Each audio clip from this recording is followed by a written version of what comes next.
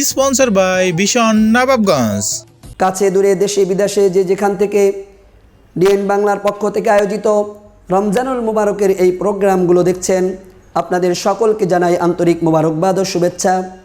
সম্মানিত দর্শক শ্রোতা মণ্ডলী, আজকে আপনাদের সম্মুখে যেই বিষয়টা আলোচনা করব খুবই গুরুত্বপূর্ণ একটা বিষয়, যেই বিষয়টা আমাদের সমাজ থেকে বিলুপ্ত হয়ে যাওয়ার মতো, সেটা হলো আত্মীয় স্বজনের হক। আল্লাহ পাক রব্বুল আলামিন মানব জাতিকে সৃষ্টি করেছেন, প্রত্যেকটা মানুষের উপরই আল্লাহ তাআলা একে অপরের জন্য কিছু হক দিয়ে রেখেছেন।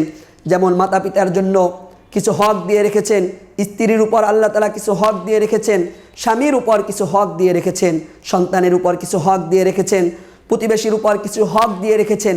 তেমনিভাবে আল্লাহ তাআলাও আত্মীয় স্বজনেরও কিছু হক দিয়ে রেখেছেন। আল্লাহর হাবিব সাল্লাল্লাহু আলাইহি ওয়াসাল্লাম আত্মীয়তার ব্যাপারে খুবই গুরুত্ব দিয়েছেন। বর্তমান আমাদের সমাজে আত্মীয়তার সম্পর্ক ছিন্ন করি আমরা। ভাইয়ে ভাইয়ের খবর রাখি না, বোন বোনের খবর রাখি না, ফুফুর খবর রাখি না, খালার খবর রাখি না, চাচা ভাতিজার খবর রাখি না। চাচা ভাতিজার মাঝে সম্পর্ক নেই, ভাইয়ে ভাইয়ের মাঝে সম্পর্ক নেই, একে অপরের সাথে কথা বলি না। অথচ আল্লাহর হাবিব সাল্লাল্লাহু আলাইহি ওয়াসাল্লাম এই আত্মীয়তার ব্যাপারে কত গুরুত্ব দিয়েছেন। আল্লাহর হাবিব সাল্লাল্লাহু আলাইহি ওয়াসাল্লাম যখন মক্কা থেকে হিজরত করে মদিনায় আগমন করলেন, আল্লাহর হাবিব সাল্লাল্লাহু আলাইহি ওয়াসাল্লাম মদিনায় আগমন করার পর ওই মদিনার মানুষগুলোকে একটা ভাষণ দিলেন। ওই ভাষণের মাঝে আল্লাহর হাবিব সাল্লাল্লাহু আলাইহি ওয়াসাল্লাম চারটা বিষয়ে আলোচনা করলেন। আল্লাহর নবী এক নম্বরে বললেন, আফসুস সালাম বাইনাকুম, তোমরা পরস্পরের মাঝে সালাম বিনিময় করো। ওয়াতিমুত তাআম, এবং তোমরা একে অপরকে বেশি বেশি মেহমানদারি করাও। ওয়াসিলুল আরহাম, তোমরা আত্মীয়তার সম্পর্ক বজায় রাখো। ওয়াসাল্লু বিল্লাইলি ওয়ান নাসুন নিয়াম, এবং তোমরা যখন রাত্রিবেলা মানুষজন ঘুমিয়ে যায় নীরবে উঠে বেশি বেশি আল্লাহর ইবাদত করো। আল্লাহর নবী বললেন, যেই মানুষ এই চারটা আমল করবে তাদখুলুল জান্নাতা বিসসালাম, ওই মানুষটাকে আল্লাহ পাক রব্বুল আলামিন নিরাপদে জান্নাতে পৌঁছে দিবেন। সুবহানাল্লাহ। তো দেখেন, আল্লাহর হাবিব সাল্লাল্লাহু আলাইহি ওয়াসাল্লাম মক্কা থেকে মদিনায় আগমন করার পর সর্বপ্রথম যে চারটা ভাষণ দিয়েছিলেন তার মধ্যে অন্যতম একটা ছিল যে আত্মীয়তার সম্পর্ক বজায় রাখো, আত্মীয়তার সম্পর্ক বিচ্ছিন্ন করিও না। সহিহ বুখারী মুসলিমের মধ্যে হাদিস এসেছে, আল্লাহর হাবিব সাল্লাল্লাহু আলাইহি ওয়াসাল্লাম বলেছেন, ও আমার উম্মত শোনো, তোমাদের মধ্যে কোনো বান্দা যদি তার রিজিকের মধ্যে বরকত চায়, কোনো বান্দা যদি তার হায়াতের মধ্যে বরকত চায়, এই দুইটা জিনিসের মধ্যে বরকত চায় না এমন কোনো মানুষ দুনিয়ায় খুঁজে পাওয়া যাবে না। প্রত্যেকটা মানুষ তার রিজিকের মধ্যে বরকত চায়, প্রত্যেকটা মানুষ তার হায়াতের মধ্যে বরকত চায়। আল্লাহর নবী বলেন, যে বান্দা তার রিজিকের মধ্যে বরকত চায়, তার হায়াতের মধ্যে বরকত চায়, ওই ব্যক্তি যেন বেশি বেশি আত্মীয় স্বজনের সাথে ওই ব্যক্তি যেন বেশি বেশি আত্মীয় স্বজনের সাথে মুআমালাত রাখে, আত্মীয় স্বজনের খোঁজ খবর রাখে। সুবহানাল্লাহ। তো যদি আমরা আমাদের রিজিকের মধ্যে বরকত চাই, আমাদের হায়াতের মধ্যে বরকত চাই, আল্লাহর নবী বলেন, তাহলে তোমরা বেশি বেশি আত্মীয় স্বজনের খোঁজ খবর নাও, আত্মীয়তার সম্পর্ক রাখো, আত্মীয়তার সম্পর্ক ছিন্ন করিও না। এই জন্য আমরা আত্মীয়তার সম্পর্ক ছিন্ন করব না, আমরা আত্মীয়তার সম্পর্ক বজায় রাখবো। আল্লাহর হাবিব সাল্লাল্লাহু আলাইহি ওয়াসাল্লাম হাদিসের মধ্যে বলেছেন, লা তাদখুলুল জান্নাতা কাতি', আত্মীয়তা ছিন্নকারী কখনো জান্নাতে প্রবেশ করবে না। নাউজুবিল্লাহ, কত বড় ধমকি স্বরূপ কথা বলেছেন, যে ব্যক্তি আত্মীয়তার সম্পর্ক ছিন্ন করে ওই ব্যক্তি কখনো জান্নাতে প্রবেশ করবে না। অন্য হাদিসের মধ্যে আল্লাহর হাবিব সাল্লাল্লাহু আলাইহি ওয়াসাল্লাম বলেছেন, আল্লাহ পাক রব্বুল আলামিন এই দুনিয়ার মধ্যে যা কিছু সৃষ্টি করেছেন, সর্বশেষ আল্লাহ তাআলা মানব জাতিকে সৃষ্টি করেছেন। মানব জাতিকে সৃষ্টি করার পর আল্লাহ পাক রব্বুল আলামিনের সামনে একটা বস্তু দাঁড়িয়ে গেল।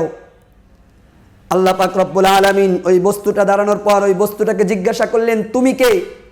ওই বস্তু বলল, ওগো রব্বুল আলামিন, আমি হলাম রক্তের সম্পর্ক, আমার খুব ভয় হয় তুমি মানুষকে দুনিয়ায় পাঠিয়েছো, কিন্তু এই মানুষ আমাকে রক্ষা করবে কিনা আমার খুব ভয় হয়, আমার এটা অভিযোগ, আমার ভয় হয় যে মানুষ আমাকে রক্ষা করবে না। আল্লাহ পাক রব্বুল আলামিন সাথে সাথে ওই রক্তের সম্পর্কের মতন যেই জিনিসটা তার সামনে দাঁড়িয়েছিল ওই আকৃতিকে জানিয়ে দিল যে তোমাকে আমি খুশি করব, তুমি কি আমার এই কথায় খুশি হবে না? অবশ্যই তুমি আমার এই কথায় খুশি হবে। সেটা হলো দুনিয়ায় যেই ব্যক্তি তোমাকে রক্ষা করবে, অর্থাৎ আত্মীয়তার সম্পর্ক রক্ষা করবে, আমি আল্লাহ পাক রব্বুল আলামিন ওই ব্যক্তিকে রক্ষা করার ওয়াদা করলাম। সুবহানাল্লাহ। সাথে সাথে আল্লাহ তাআলা এটাও জানিয়ে দিয়েছেন যে হে আত্মীয়তার সম্পর্ক, হে রক্তের সম্পর্ক, শুনে রাখো, তোমাকে যেই ব্যক্তি ছিন্ন করবে আমি আল্লাহ পাক রব্বুল আলামিনও তাকে ছিন্ন করে দিলাম। তাকে রক্ষা করার ওয়াদা আমি আল্লাহ করলাম না, তার সাথে আমার সম্পর্ক ছিন্ন করে দিলাম। এই জন্য বর্তমান আমাদের সমাজে খুবই একটা গুরুত্বপূর্ণ বিষয় হলো আত্মীয়তার সম্পর্ক বজায় রাখা। আজ আমাদের সমাজে ছোট্ট ছোট্ট একটু ব্যাপার নিয়ে ভাইয়ে ভাইয়ের মধ্যে দ্বন্দ্ব হয়ে যায়, সামান্য একটু জমিন নিয়ে ভাইয়ে ভাইয়ের মধ্যে দ্বন্দ্ব হয়ে যায়, দুই স্ত্রীর মাঝে কি হয়েছে এটা নিয়ে ভাইয়ে ভাইয়ের মধ্যে দ্বন্দ্ব হয়ে যায়, একে অপরের সাথে কথা বলে না, একটু জায়গা জমি নিয়ে বোনের সাথে ভাই কথা বলে না, ভাগ্নের সাথে মামু কথা বলে না, এমন কত সম্পর্ক বিচ্ছিন্ন হয়ে যাচ্ছে।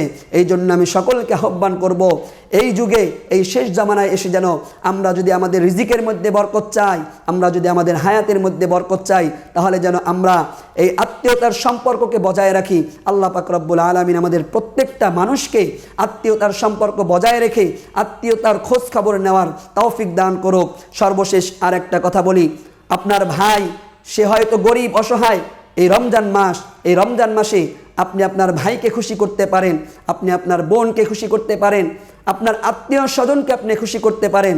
খুবই সুসংবাদ আল্লাহর নবী জানিয়েছেন, আপনার ভাই গরিব, আপনার ভাই ঋণগ্রস্ত, আপনার বোন গরিব, আপনার বোন ঋণগ্রস্ত, আপনার আত্মীয় স্বজনদের মধ্যে অনেকেই রয়েছে হয়তো তারা গরিব ঋণগ্রস্ত, তারা জাকাত পাওয়ার যোগ্য।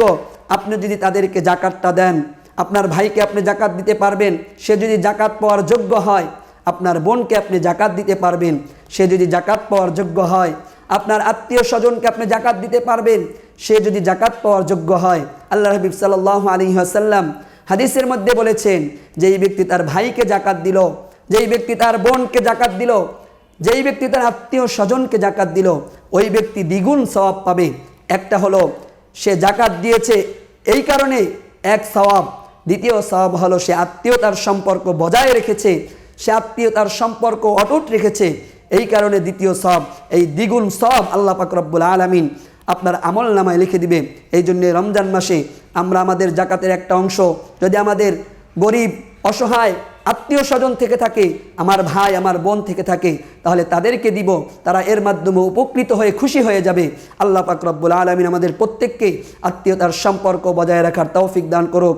আমিন সুম্মা আমিন। ওয়া মা তাওফীকি ইল্লা বিল্লাহ।